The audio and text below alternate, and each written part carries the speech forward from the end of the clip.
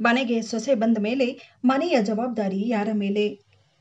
ತನ್ನ ಕೆಲಸವನ್ನ ಮುಗಿಸಿಕೊಂಡು ಮನೆಗೆ ಬಂದ ರಶ್ಮಿ ಮನೆಯ ಒಳಗೆ ಬಂದ ತಕ್ಷಣ ಬ್ಯಾಗನ್ನ ಸೋಫಾ ಮೇಲೆ ಇಟ್ಟು ಕೈಕಾಲು ಮುಖ ತೊಳೆದ ತಕ್ಷಣ ಅಡುಗೆ ಕೋಣೆಗೆ ಹೋಗಿ ಕೋಪದಿಂದ ಗುಣಗುತ್ತಾ, ಇವತ್ತು ಆಫೀಸ್ನಲ್ಲಿ ಬೇರೆ ಕೆಲಸ ಜಾಸ್ತಿ, ಮನೇಲಿ ನೋಡಿದ್ರೆ ಎಷ್ಟು ಕೆಲಸ ಬಿದ್ದಿರುತ್ತೆ. ಇವರೆಲ್ಲ ನನ್ನ ಏನಂತ ತಿಳ್ಕೊಂಡಿದ್ದಾರೋ ಗೊತ್ತಿಲ್ಲ. ಮನೆ ಸೊಸೆಯಾದ ಮಾತ್ರಕ್ಕೆ ಹೊರಗು ದುಡಿದು ಮನೆಯಲ್ಲೂ ಬಂದು ಇಷ್ಟೆಲ್ಲ ಕೆಲಸ ಮಾಡಬೇಕು. ಈ ಮನೆಗೆ ಸೊಸೆಯಾದ ಮಾತ್ರಕ್ಕೆ ಈ ಎಲ್ಲ ಜವಾಬ್ದಾರಿ ನನ್ನೊಬ್ಬಳ್ದೇನಾ? ಈ ಮನೆಗೆ ನಾನು ಸೊಸೆಯಾಗಿ ಬರೋ ಮುಂಚೆ ಈ ಮನೆಯಲ್ಲಿ ನಮ್ಮ ಅತ್ತೆ ಆಳು ಕಾಳು ಇಟ್ಕೊಂಡಿದ್ರು. ಯಾವಾಗ ನೋಡಿದ್ರು ರಾಣಿ ತರ ಆರಾಮವಾಗಿರ್ತಾರೆ. ಈಗ ನನ್ನ ಕೆಲಸದವಳಾಗಿ ಮಾಡ್ಕೊಂಡಿದ್ದಾರೆ. ನನಗೂ ಸಾಕಾಗಿ ಹೋಗಿದೆ. ಬೆಳಗ್ಗೆ 5 ಗಂಟೆಗೆ ಎದ್ದು ಎಲ್ಲರಿಗೂ ತಿಂಡಿ ಮಾಡಿಟ್ಟು ಪಾತ್ರೆ ತೊಳೆದು ಗುಡಿಸಿ ಹೋದ್ರು ಮತ್ತೆ ಕೆಲಸದಿಂದ ಬರುವವರೆಗೂ ಇನ್ನೂ ಅಷ್ಟು ಕೆಲಸ ಬಿದ್ದಿರುತ್ತೆ. ಹೊರಗಡೆನು ದುಡಿಬೇಕು, ಮನೆಗೆ ಬಂದ್ರೂ ಕೆಲಸ ಮಾಡಬೇಕು.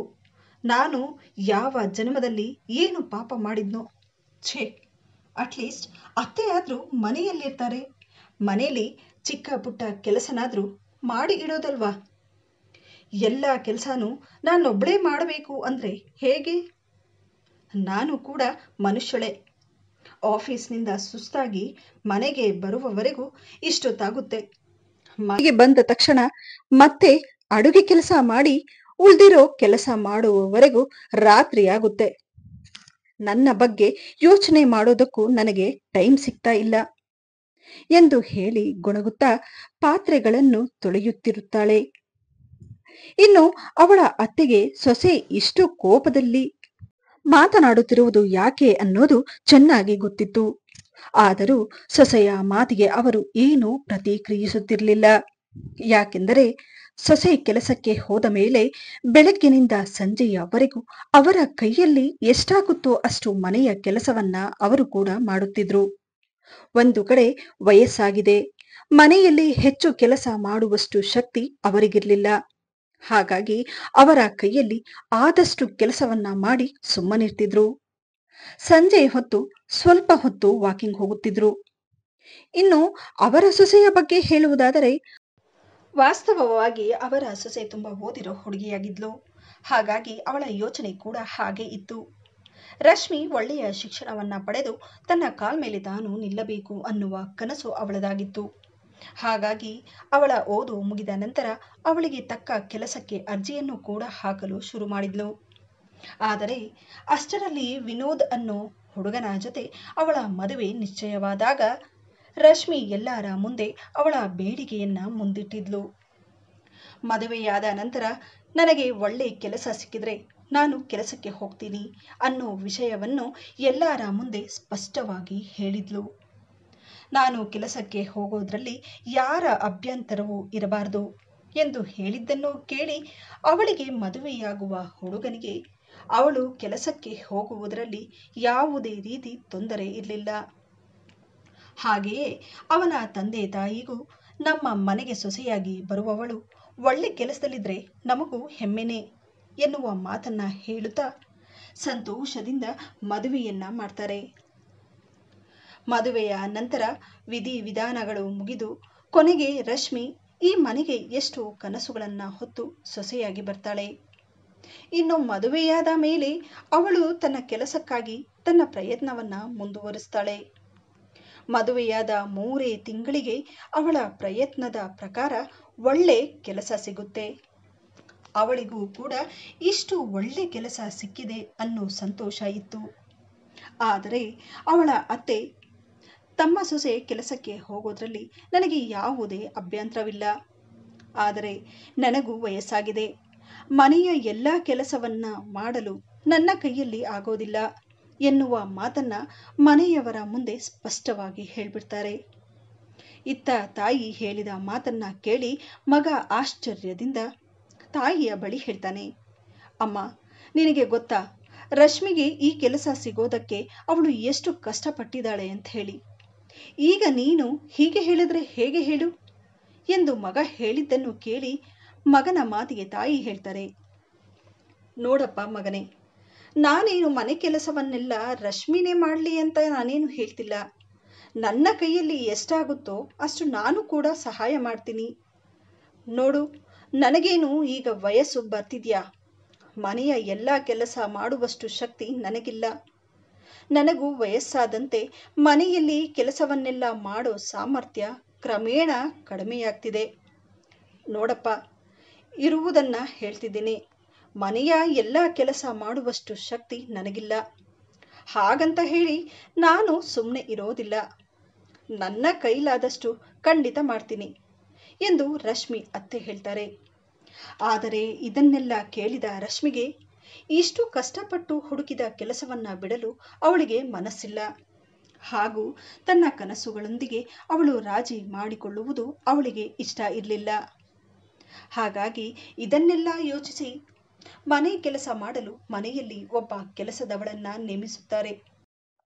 ಆದರೆ ಸೊಸೆ ಕೆಲಸಕ್ಕೆ ಹೋದ ಮೇಲೆ ಮನೆ ಕೆಲಸದವಳು ಗುಡಿಸಿ ಪಾತ್ರೆಯನ್ನೆಲ್ಲ ತೊಳೆದು ಇಟ್ಟು ಹೋಗುತ್ತಿದ್ಲು. ಇನ್ನು ಉಳಿದ ಕೆಲಸವನ್ನ ಅವಳ ಅತ್ತೆ ಅವರ ಕೈಯಲ್ಲಾದಷ್ಟು ಮಾಡುತ್ತಿದ್ರು. ಇನ್ನು ಸೊಸೆ ಕೆಲಸದಿಂದ ಮನೆಗೆ ಬಂದ ಮೇಲೆ ಅವರ ಅತ್ತೆ ಉಳಿದ ಸಮಯವನ್ನು ವಾಕಿಂಗ್ ಹೋಗುತ್ತಾ ಅಥವಾ ಟಿವಿ ನೋಡ್ತಾ ಅಥವಾ ಸ್ನೇಹಿತರ ಜೊತೆ ಮಾತನಾಡುತ್ತಾ ಈ ರೀತಿ ತಮಗಾಗಿ ಸಮಯವನ್ನ ಕಳಿತಿದ್ರು. ಸಂಜೆಯ ಅಡುಗೆ ಕೂಡ ಸೊಸೆ ರಶ್ಮಿನೇ ಮಾಡುತ್ತಿದ್ಲು. ಹಾಗಾಗಿ ಇದನ್ನೆಲ್ಲ ರಶ್ಮಿ ಕಣ್ಣಲ್ಲಿ ನೋಡೋಕಾಗ್ತಿರ್ಲಿಲ್ಲ. ಅಂದು ರಶ್ಮಿ ಅಣ್ಣನ ಮದುವೆಯ ವಾರ್ಷಿಕೋತ್ಸವದ ದಿನವಾಗಿರುತ್ತೆ. ರಶ್ಮಿ ಅತ್ತಿಗೆ ಕೂಡ ಒಳ್ಳೆಯ ಕೆಲಸದಲ್ಲಿರ್ತಾರೆ. ಇನ್ನು ರಶ್ಮಿ ತಾಯಿ ಸೊಸೆಯನ್ನ ಮಗಳಂತೆ ನೋಡಿಕೊಳ್ಳುತ್ತಿದ್ರು. ಸಂಧ್ಯಾಳನ್ನು ಮನೆಗೆ ಸೊಸೆಯಾಗಿ ಮಾಡಿಕೊಂಡು ಬಂದಾಗಿನಿಂದ ಸೊಸೆಯನ್ನು ಯಾವ ಕೊರತೆ ಇಲ್ಲದೆ ನೋಡಿಕೊಳ್ಳುತ್ತಿದ್ರು.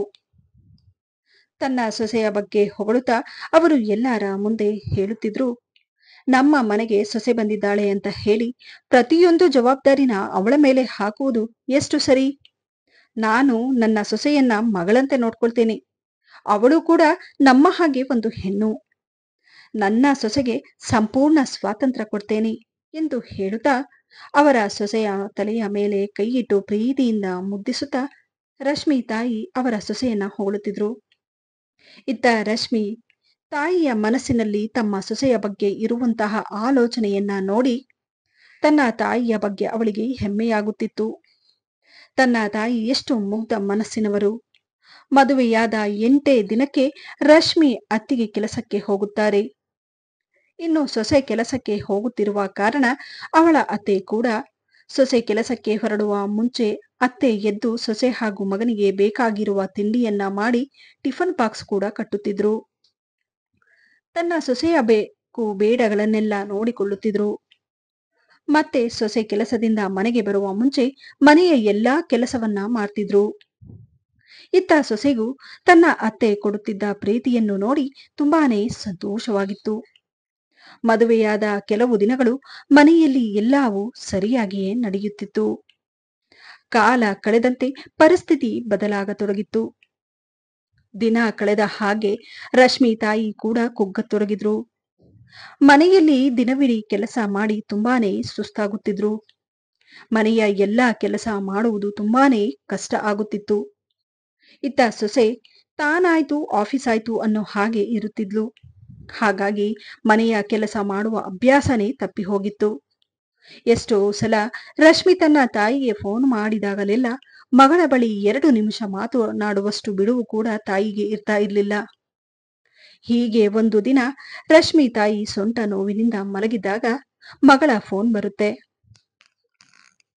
ಫೋನ್ ಕೈಗೆತ್ತಿಕೊಂಡ ತಕ್ಷಣ ರಶ್ಮಿ ತಾಯಿ, ಹಲೋ, ಹೇಳಮ್ಮ ರಶ್ಮಿ, ಮನೆಯಲ್ಲಿ ಎಲ್ಲರೂ ಚೆನ್ನಾಗಿದ್ದಾರಾ ಎನ್ನುವಷ್ಟರಲ್ಲಿ ತನ್ನ ತಾಯಿ ಮಾತನಾಡಿದ್ದನ್ನು ನೋಡಿ ರಶ್ಮಿಗೆ, ಸದ್ಯ ಇಷ್ಟು ದಿನಗಳ ನಂತರವಾದ್ರೂ ಅಮ್ಮನಿಗೆ ನನ್ನ ಜೊತೆ ಮಾತನಾಡೋದಕ್ಕೆ ಸಮಯ ಸಿಕ್ಕಿದೆ ಎಂದು ಹೇಳುತ್ತಾ ತನ್ನ ಮನೆಯ ಸಮಸ್ಯೆಗಳನ್ನ ಹೇಳಲು ಶುರು ಮಾಡ್ತಾ, ಅಯ್ಯೋ ಅಮ್ಮ, ಏನಂತ ಹೇಳಿ, ಈಗ ತಾನೇ ಕೆಲಸದಿಂದ ಮನೆಗೆ ಬಂದೆ. ಆಫೀಸ್ನಲ್ಲಿ ಮೀಟಿಂಗ್ ಇತ್ತು, ಸ್ವಲ್ಪ ಲೇಟ್ ಆಗೋಯ್ತು. ಅಡುಗೆ ಬೇರೆ ಮಾಡೋದಿದೆ. ದಿನ ಪೂರ್ತಿ ನಮ್ಮತ್ತೆ ಮನೆಯಲ್ಲಿರ್ತಾರೆ. ನಾನು ಆಫೀಸಿನಿಂದ ಬರುವವರೆಗೂ ಅಡುಗೆನಾದ್ರೂ ಮಾಡಿ ಇಡೋದಲ್ವಾ? ನಾನು ಕೆಲಸದಿಂದ ಮನೆಗೆ ಬಂದ ತಕ್ಷಣ ರೆಡಿಯಾಗಿ ಒಳ್ಳೆಯ ಸೀರೆ ಉಟ್ಕೊಂಡು ಎಲ್ಲೋ ಹೊರಗೆ ಹೋಗಿದ್ದಾರೆ. ಈ ವಯಸ್ಸಲ್ಲೂ ಅದೇನ್ ಶೋಕಿನೋ ಏನೋ. ನೀನು ನಿನ್ನ ಸೊಸೆಗೆ ಸಂಪೂರ್ಣವಾಗಿ ಸ್ವತಂತ್ರ ಕೊಟ್ಬಿಟ್ಟಿದೀಯ. ಆದ್ರೆ ನನ್ನತ್ತೆನ ನೋಡು, ಏನೋ ನನ್ನ ಅತ್ತಿಗೆಗೆ ಸಿಕ್ಕಂತಹ ಅದೃಷ್ಟ ನನಗೆ ಸಿಕ್ಕಿಲ್ಲ ಎನ್ನುತ್ತಾ, ಅದು ಸರಿ, ನೀನ್ ಹೇಗಿದೀಯಾ ಅಮ್ಮ? ಯಾವಾಗ ಫೋನ್ ಮಾಡಿದ್ರು ಒಂದು ನಿಮಿಷ ನನ್ ಜೊತೆ ಸರಿಯಾಗಿ ಮಾತಾಡಲ್ಲ.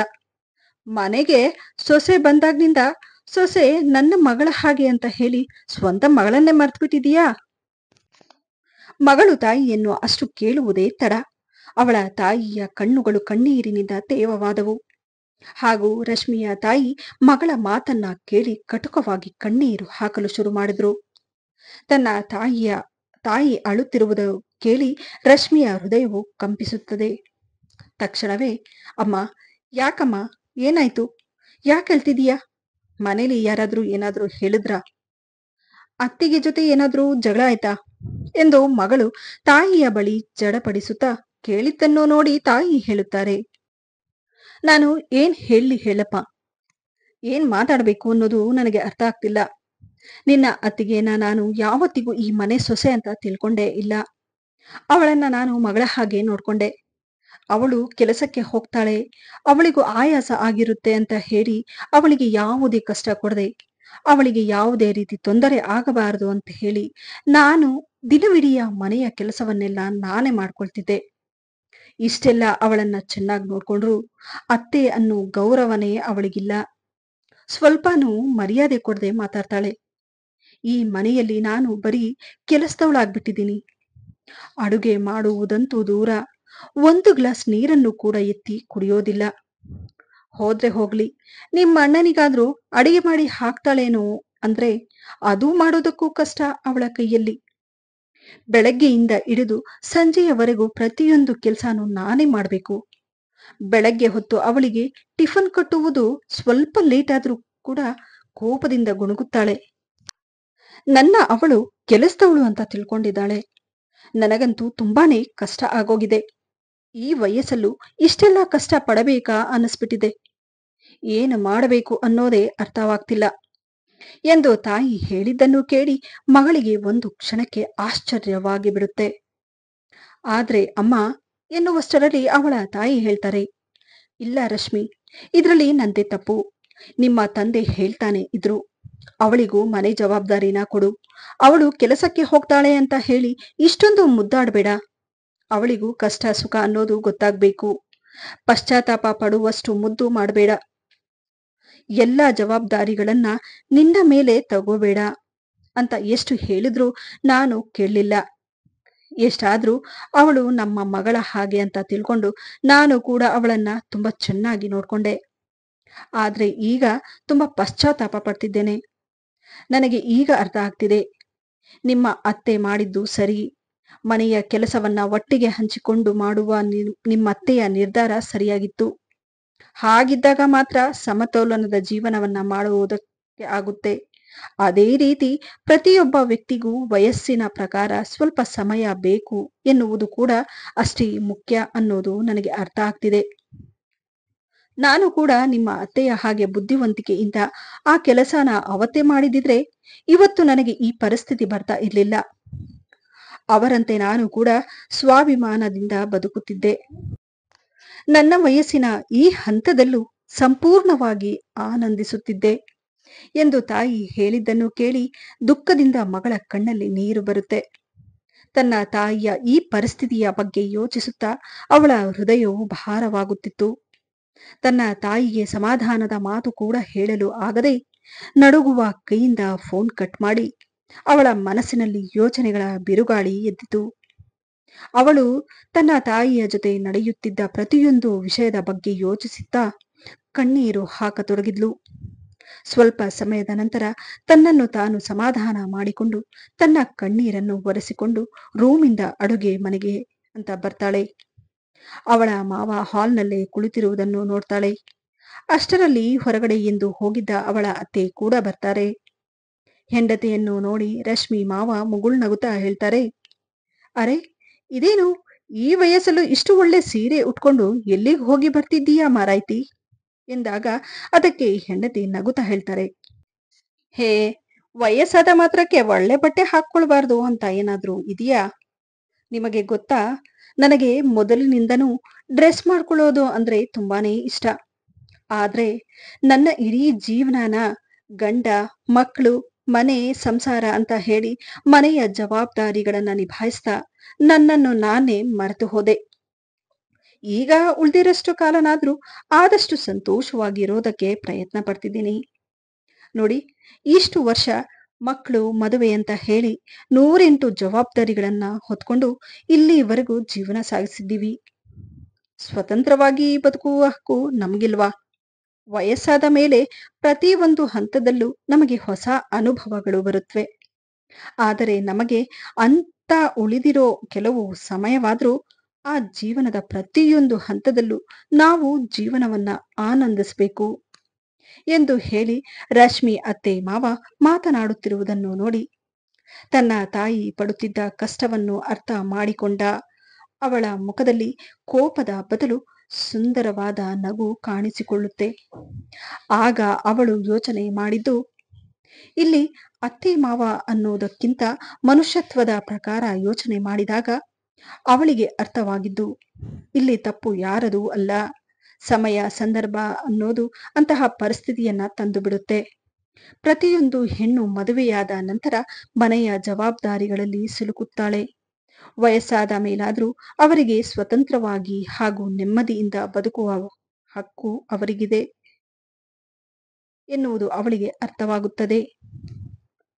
ಈ ವಿಡಿಯೋದಿಂದ ನಿಮಗೇನಾದರೂ ಉಪಯೋಗವಾದಲ್ಲಿ ವಿಡಿಯೋಗೆ ಒಂದು ಲೈಕ್ ಮಾಡಿ, ಆದಷ್ಟು ವಿಡಿಯೋಸ್ ಅನ್ನು ಶೇರ್ ಮಾಡಿ ಹಾಗೂ ನನ್ನ ಚಾನಲ್ ಅನ್ನು ಸಬ್ಸ್ಕ್ರೈಬ್ ಮಾಡುವುದನ್ನು ಮರೆಯಬೇಡಿ.